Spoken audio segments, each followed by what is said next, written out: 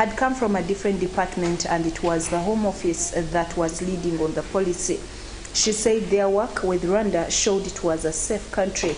Earlier this year, the government announced a plan to give some asylum seekers who crossed the English Channel to the UK a one-way ticket to Rwanda. Ministers argued that the £120 million policy would help discourage people from making the crossing and undermine people traffickers. The first flight was ready to take off in June, but was cancelled at the last minute after campaigners successfully challenged it in the courts. The scheme is now on ice until at least September, when the Supreme Court is due to review the policy and rule on whether it is legal. In a separate court case that took place earlier this week, the government partially lost an attempt to keep secret a series of comments about Rwanda made by the Foreign Office advisor. And moving on to Ethiopia, authorities in Ethiopia have put 8 state-owned sugar milling companies up for sale to private investors. In a statement by the Ministry of Finance, the government says the sale will enable those companies to meet local demand for sugar and cut imports. The Horn of Africa nation produces 1.350 million tons of sugar annually, which meets about 60% of local demand. With privatization, the government hopes to reduce its reliance on imports at a time when the country has suffered a foreign currency crisis.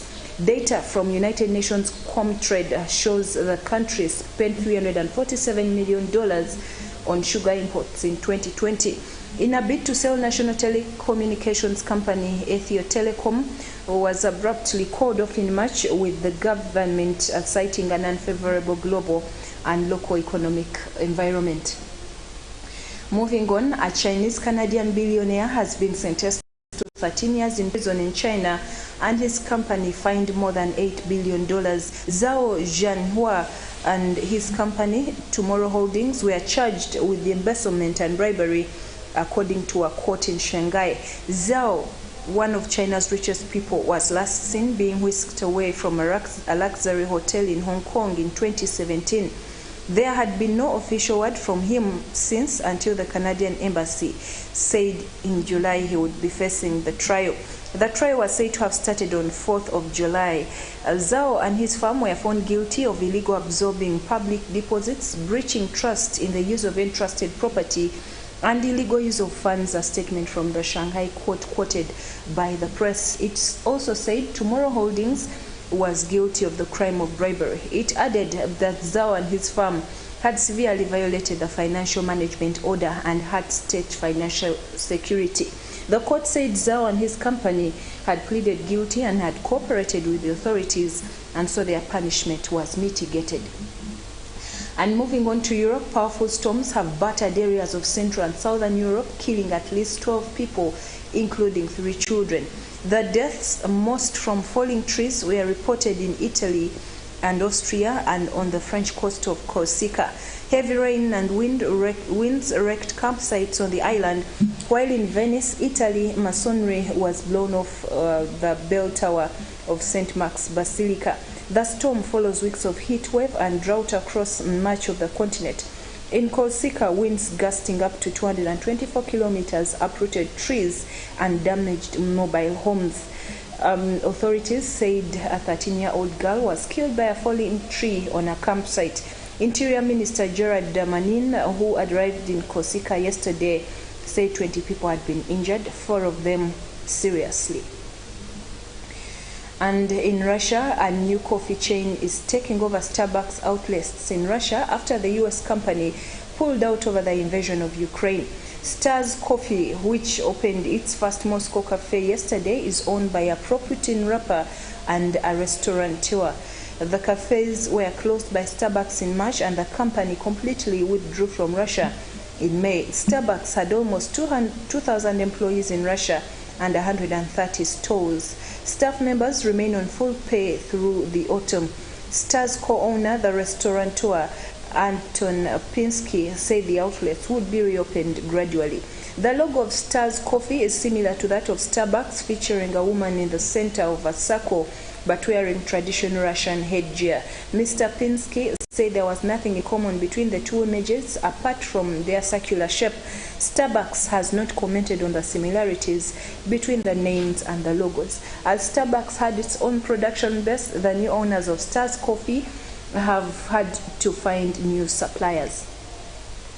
And finally, Apple has released an update to fix security flaws on its iPhone, iPad, and Mac devices, which it says hackers may have actively exploited.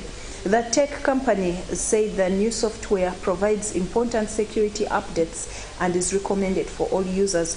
The flaw could also allow hackers to take complete control of affected devices, according to a suggestion from industry experts. The update has been made available to iPhone 6 and later, iPad Pro, iPad Air 2 and later, and iPad 5th generation and later. It is also available to the iPad Mini 4 and later versions and the iPod Touch 7th generation. Mac users running Mac OS will also still have to use it. Apple said hackers used the flaw to infiltrate WebKit, the engine that powers Apple web browser Safari. The technology company said the exploit could be used by hackers if the user accessed maliciously crafted web content. There have so far been no confirmed reports of specific cases where the security flaw has been used against people or devices. Well, that brings us to the end of this hour's news update. I thank you so much. I remind you of the Riot Rally tomorrow. It's going happening here at the Miracle Center Cathedral. You are invited. The youth department, the MADS company, have set up a Riot Rally that is going to impact the youth of this generation greatly. There's going to be lots of fun, lots of games, food and praise and worship, great praise and worship, prayer, the anointing, and many more. We start at exactly 11 a.m. Come and join us. You will be tremendously blessed. And also, I remind you that tonight is Friday. There's going to be an overnight here at the Miracle Center Cathedral. Bring the sick, bring the lame, bring all those that need the hand of God. Come and enjoy a word in season from our pastor, Robert Kayanja. You will be tremendously blessed. I remain Masiga Shego Sembatia. God bless you. Together with Livingstone Kawesi for sign language interpretation and translation. Enjoy your night.